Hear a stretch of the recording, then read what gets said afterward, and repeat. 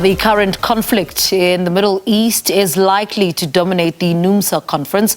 The Workers' Union is hosting the third international conference on dilemmas facing humanity.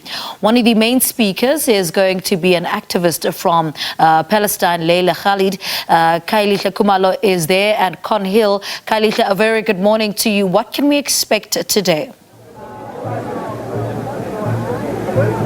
Well, absolutely, Leba. Quite a myriad of issues really will be discussed here, but undoubtedly the current conflict in the Middle East, Palestine and Israel, is going to be one of the very major points of discussion, especially as humanity is really grappling with a number of challenges. But joining us now is the General Secretary of Numsa, Mr. Jim. So once again, sir, thank you so much indeed for your time.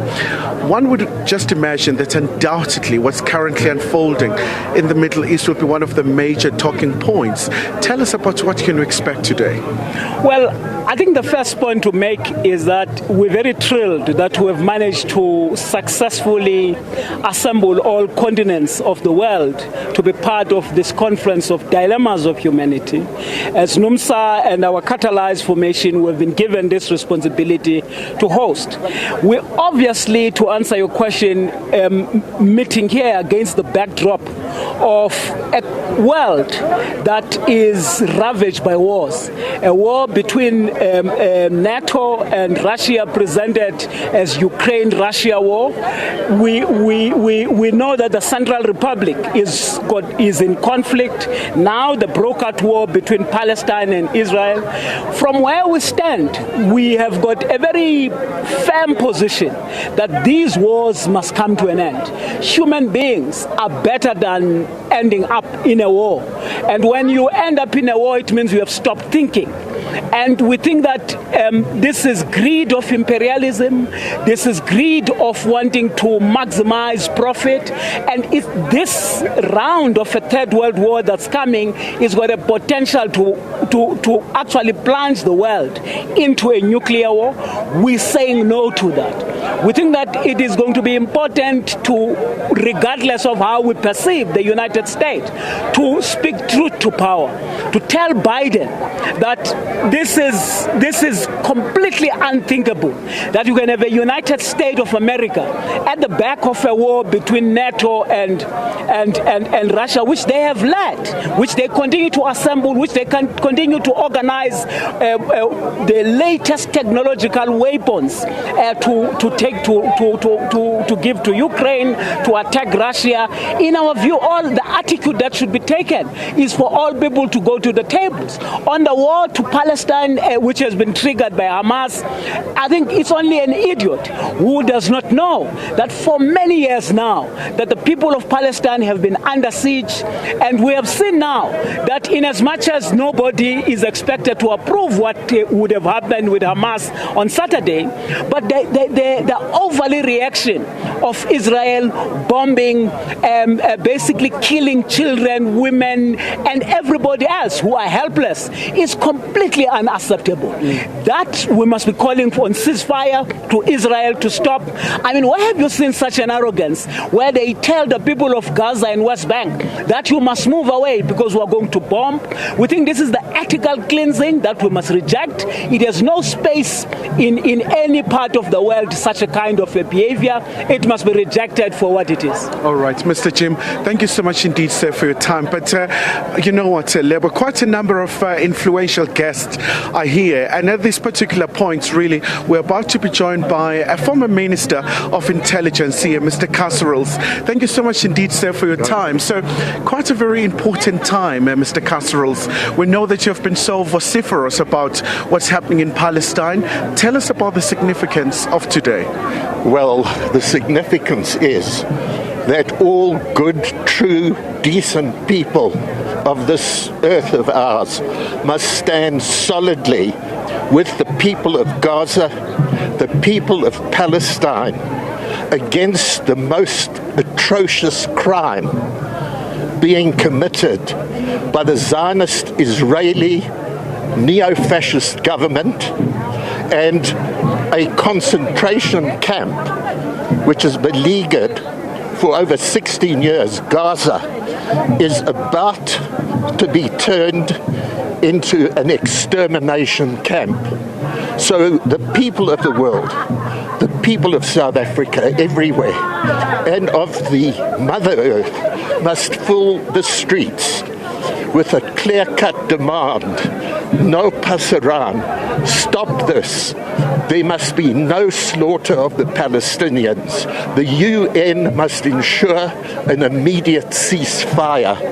And we of civil society internationally with decent governments must fill the streets and demand an end to what Zionist Israel is doing at present.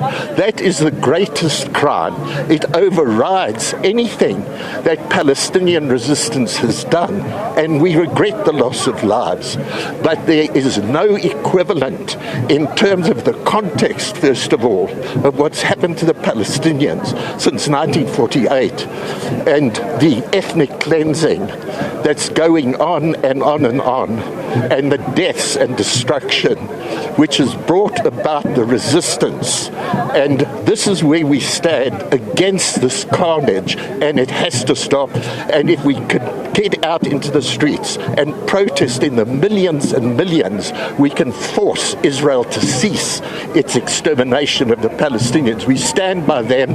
They are not alone. All right. Sir, thank you so much indeed, former Minister there, Kasrils. But let's try and get as many guests as possible here. Thank you so much indeed, ma'am, for your time. Meeting at a very critical point with what's happening in the Middle East, Palestine and Israel. Tell us about really what's happening there, you know, the atrocities that you have seen happening. First of all, I say for South Africa, for the South Africans, the people, the government, that we are expecting a lot from South Africa.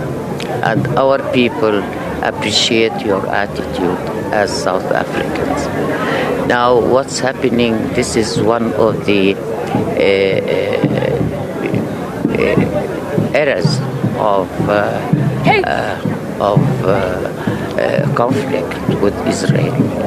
This occupant is a Nazist, an apartheid system in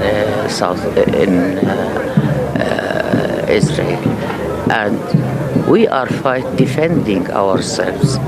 But this time, Israel is attacking in a very cruel way, because they are attacking civilians as usual. But this time, it's much more. They are trying to end Gaza as a people, as a land. The children, the women, everybody. They are demolishing our houses there with people in it. They used to tell that they want to attack. This time, no, they were attacking everywhere. Even the hospitals cannot hold the wounded or the dead or the people who went to hide from the clashes. This is not only unhuman, it's a fascist, a cruel attack against our people. It's not only against those who are holding arms, but also they are attacking our people in general. Gaza is a small area. It's 360 kilometers, and there are 2.5 million people. They were besieged since 17 years ago, and they launched 5 times attacking Gaza. Not only the militants whom they know, or they think that they are the militants, but even our children resist also when they go demonstrating or throwing stones, and they are killed. Now they are killed. This is genocide. In my opinion, it's a genocide now.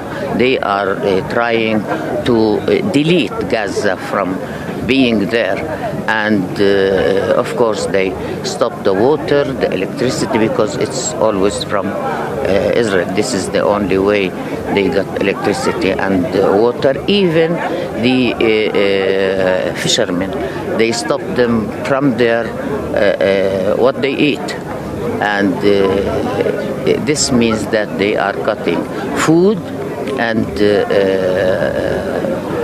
houses. They are attacking everything there, even the trees. Now they are trying.